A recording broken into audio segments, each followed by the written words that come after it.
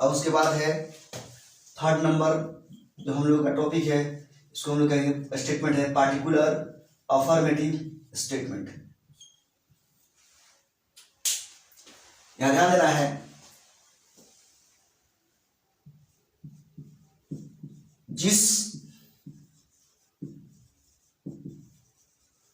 Statement के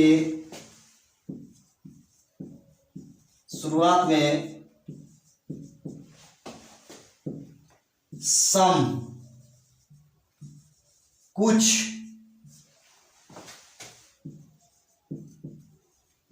अधिकांश अधिकतर मोस्टली लेस देन 10% यानी 10% से कम या 1% से 99.99% तक 99.99% तक लगा हुआ रहे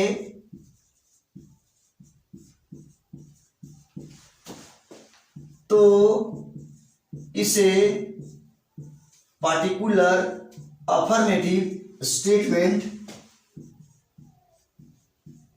कहते हैं। इसे कैपिटल आई के द्वारा सूचित किया जाता है, सूचित किया जाता है।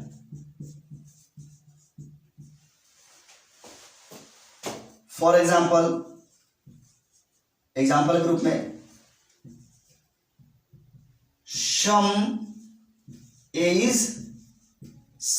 इज बी, हिंदी कुछ ए बी है,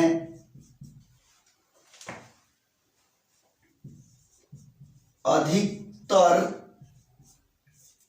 ए बी है, अधिकांश ए बी है,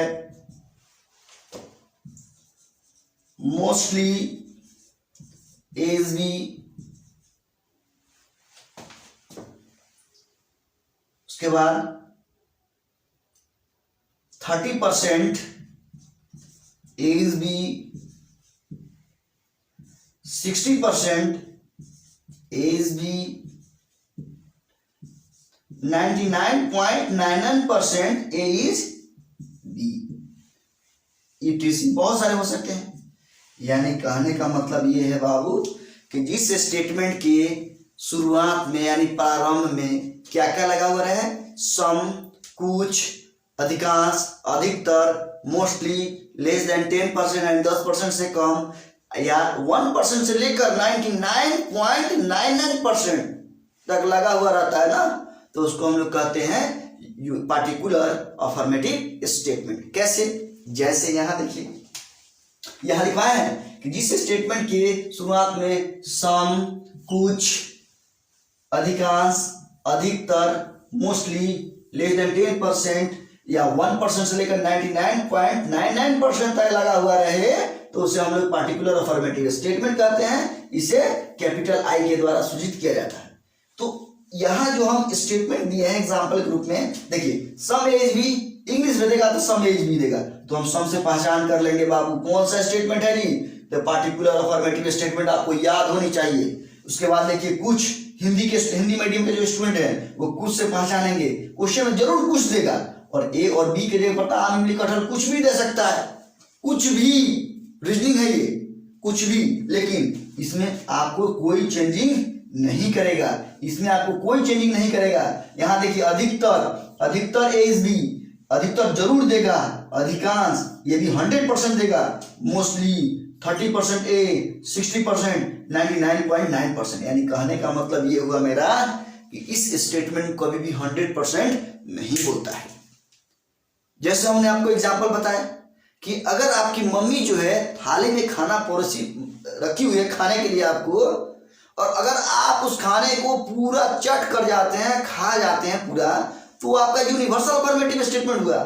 लेकिन आपका पहले से ही पेट भरा हुआ है, सपोज मानिए, और आपकी मम्मी भी आप मना नहीं कर पाए, आप खाने बैठ गए, और खाने बैठ गए आपने खाना छोड़ दिया। यानी खाना जब आप छोड़ दिए ना, चाहे आप थोड़ा सा ही खाना क्यों नहीं छोड़े, लेकिन आपने 100% उसको काम नहीं किया, आपने 100% वर्क नहीं किया। जब आप 100% वर्क नहीं किए तो किस स्टेटमेंट में आ जाएगा? Particular affirmative statement. लेकिन जैसे ही आप उसको 100% वर्क कर दिए तो वो आपका हुआ क्या कि वो पार्टिकुलर अफर्मेटिव स्टेटमेंट हो जाएगा। समझे कि नहीं? समझ गया ना? तो एक और एग्जांपल लेते हैं। जैसे मान लीजिए कि आपको पटना से दिल्ली जाना है, सपोज मानिए, ट्रेन से, बाय ट्रेन। और अगर आप पटना से ट्रेन पकड़ते हैं और डायरेक्ट जाके अगर दिल्ली जंक्शन पे उतरते हैं तो आपने 100% वर्क किया, और जब आपने 100% वर्क किया तो वो बन जाएगा यूनिवर्सल अफर्मेटिव स्टेटमेंट। और जैसे आपने पटना से ट्रेन पकड़े और दिल्ली नहीं गए और बीच में से उतर के निकल लिए तो आपने 100% काम नहीं किया। तो उसी को हम लोग क्या कहेंगे? Particular affirmative statement. इसीलिए हमने डेफिनेशन दिया कि जिस स्टेटमेंट के शुरुआत में सम, कुछ, अधिकांश, अधिकतर, मोस्टली, लेस देन 10%, 30%, 60%, 99.99% तक अगर होगा तो वही आपका पार्टिकुलर अफर्मेटिव स्टेटमेंट होगा। जैसे एक और एग्जांपल में लेते हैं।